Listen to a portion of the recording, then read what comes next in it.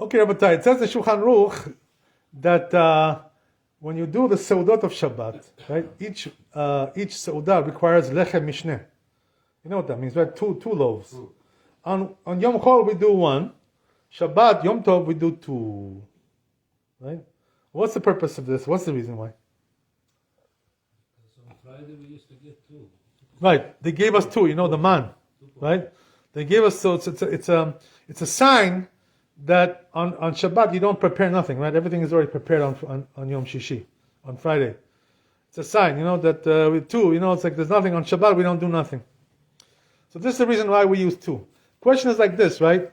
When you make the bracha, which one do you break? The top or the bottom? Right? So Shulchan Aruch says you should break the bottom one. You know? And then comes the Ramah and says, that's only at night, you know, but in the morning he says you should break the top one, according to Kabbalah. You know, the top. So at night you break the bottom, in the morning, the top. According to the Ramah, the morning, the top, because of Kabbalah. Right. That's the way it's done. It's a Kabbalistic thing, you know. I don't know how to explain this. It's you know, it's something deep there. So, yeah, I'm sorry, Mechila. Which is the right way. Some people are holding like this, some people are holding like that. The two. What is this? What is that? You mean like side by side? Yeah, apparently it has to be one on top of the other. One on top of the other has to be, right. It has to be one on top of the other. So, says Maran, Shulchan Aruch, you break the bottom one at night, not the top. That's what he says. Okay, so that's one thing we have to understand, right? Another halacha, which it says there in the Shulchan Aruch, is that it's not like the same thing when you break on Yom Chol, when you break on Shabbat. Why? Because you got to break like a big piece on Shabbat. You know, on Yom Chol you're not supposed to break a big piece when you do hamotzi. So how much are you supposed to do on Yom Chol, on regular weekday? How much are you supposed to break? Kazait. You know? Not a big one. So it says in Gemara, why? Why kazait? What's the reason why? So if you do more, it seems like you're a glutton, you know? Ravtan. You know what that means, a person glutton? Somebody who likes to eat too much, you know? Big eater. When you take a big piece, you know, it's like, oh, this guy likes to eat, you know, too much a little bit. He likes to eat too much. So they tell you on Yom Chol, don't take a very big piece. And also don't take very small, you know, like this size, pea size. Why? Because it looks like you're kamsan, you know, you're cheap, you know, like, you know, you don't like, you know, too much, too small. Well, how cheap are you? What is it with you? You know, you're not normal. So to be normal, not too much, not too little, they tell you, take kazait. You know? This is the perfect size for Yom Chol. What about Shabbat? No, Shabbat you're supposed to take a big piece. Right? What's the reason why? Because on Shabbat, you know, we have mitzvah oneg Shabbat, to eat, you know, the seudah, to eat, to enjoy the food. So therefore, you know, to symbolize that you're supposed to eat good on Shabbat, you know, eat good, they say take a big piece, you know. How big? That it's going to last you the whole meal. You know, the whole meal you can eat with that piece. Take a nice big cut, you know, on Shabbat, right? That's the way it is. The truth is, you know, that I saw in one book, in Yalkut Yosef, he writes that according to Kabbalah, you're supposed to take also on Shabbat a kazait. You know, not a big piece. But the Talmud says no. Talmud says big piece, you know. So what's the minhag? The minhag is like the Talmud, you know. We take a big piece on Shabbat.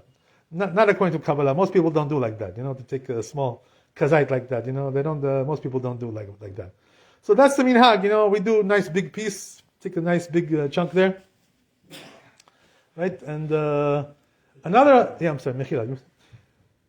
So another halacha I want to tell you, right, which is that when the balabait, right, makes hamotzi, the household, chief of the household, he's got 2 loaves, right, of bread. Usually the other people don't have, you know, 2 loaves of bread, right? They don't have. He's going to give them. He's going to give everybody 1 piece, right, like this. So if that's the case, they say, you know, when the head of the household, balabait, makes hamotzi, you're not allowed to taste it until he tastes the bread. So if he gives you, right, wait till he puts it in his mouth before you put it in. What's the reason for that? Since he made the bracha, you know, so you got to wait for him because the bracha is his. You know, and you can't go faster than him. Isn't the right way he's supposed to break and eat it right away? Yeah, he's supposed to eat it right away, of course, but you gotta wait, But what some people do, is that they first give it to people and then they eat it. Some people do, I saw some Ashkenazi homes like this, That's what they do. Anyway, the point is, right, you gotta wait for him until he tastes it first. But on the other hand, if you also have, right, lechem mishnah on your plate, you have also 2 loaves. So then you don't have to wait for him, because you got your own. You understand? You can take right away once he makes the bracha. He makes the bracha for everybody, so you can take right away. Same thing applies, by the way, also to the yain, the kiddush. Let's say, right, the balabait is making kiddush, so he makes borei per gefen, right? So you gotta wait for him, to drink before you drink, because he's right. If he's giving you from his own cup, he's giving you. So same thing, the bracha was his, so you got to wait for him until he drinks, and then drink. But on the other hand, right, a lot of people, what they do, this is better, by the way. This is the better way. The better way is that you should give everybody, some wine before the kiddush. So this way, he has it already. You don't have to give him after. You already gave him before, So if that's the case, then you don't have to wait for him. Why? Because you got your own. You know what I mean? You don't have to wait for him. So that you can take it right away. That's right. That's the way it is with the issue of the bread. So as we said, right, we need lechem mishnah. We need 2 breads. Now, thing is, there is a mitzvah. How big does the bread have to be?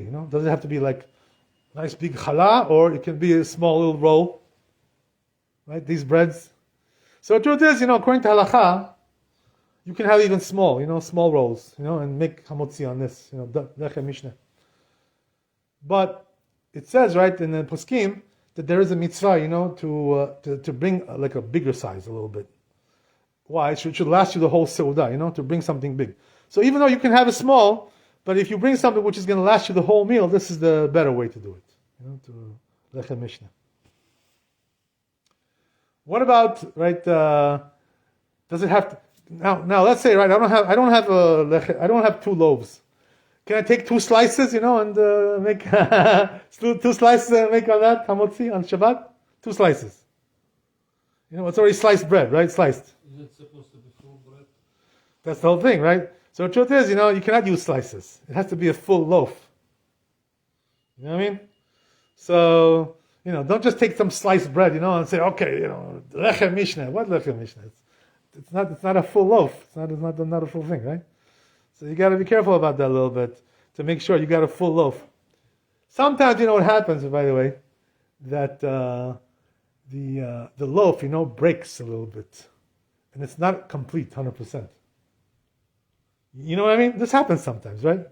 It breaks, or some crumbs come off, right? Kids, whatever, or some crumbs, they came off.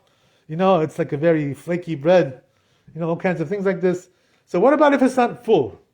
What's the rule there? Can you use that? Right? So the rule is, right, that it's the same thing like with when you have some non-kosher food that went into kosher food, So how much does it take to be bitul, to nullify? 160, right? So same thing also over here. If you have 160, less than 160, right, missing, it's still considered to be full, But if it's more than that, right, it's a bigger size, then it's not considered to be full, So try to take another one if you can.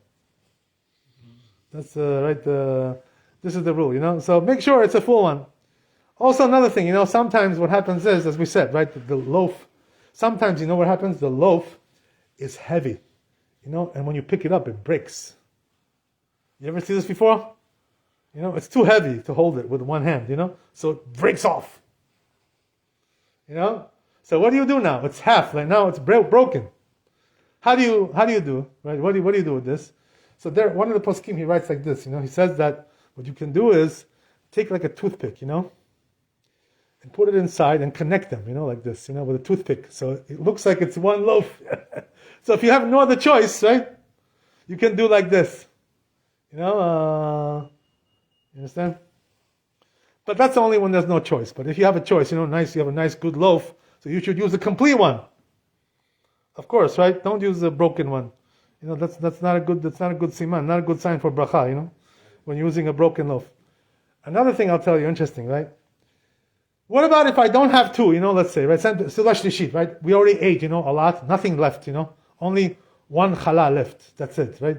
Seudah shlishit, it's already late. So now, right? I don't have lechem mishnah.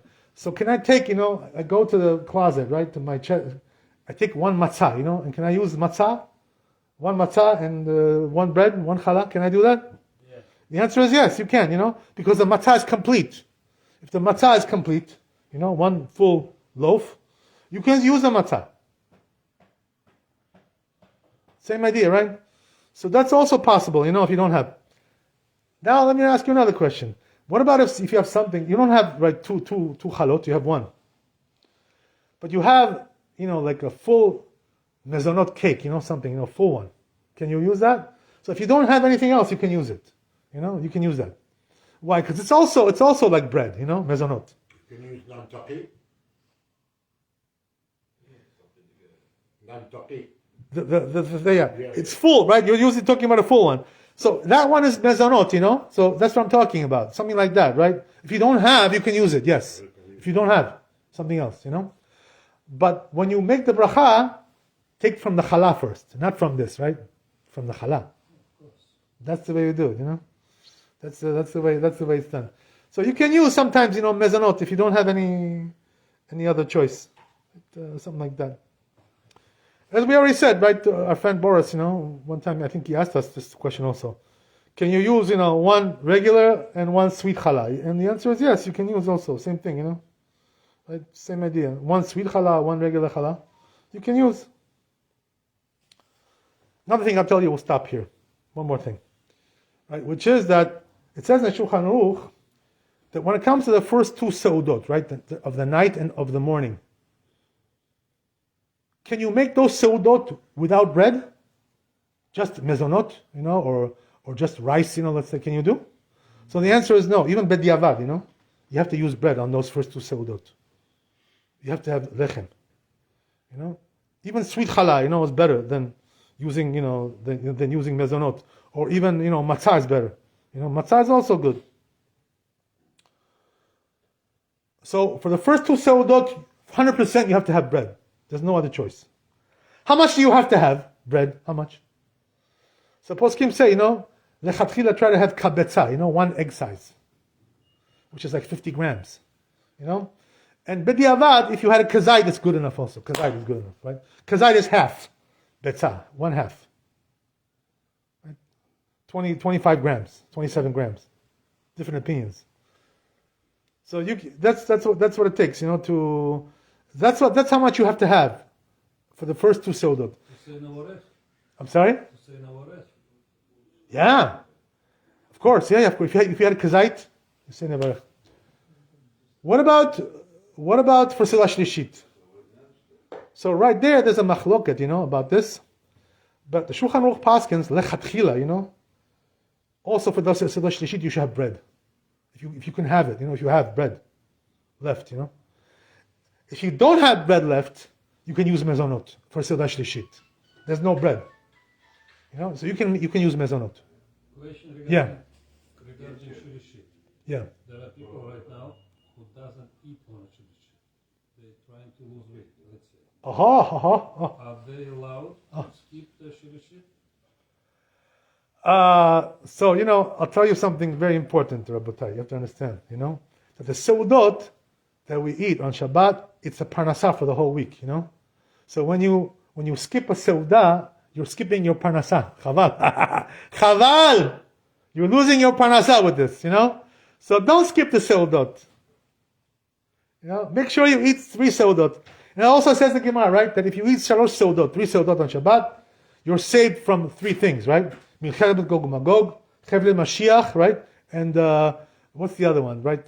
Shibud Galuyot. 3 things you're saved, So 3 seudot on Shabbat is so important, All the bracha comes from there, all the shefa, all the parnasah comes from there. How can you skip?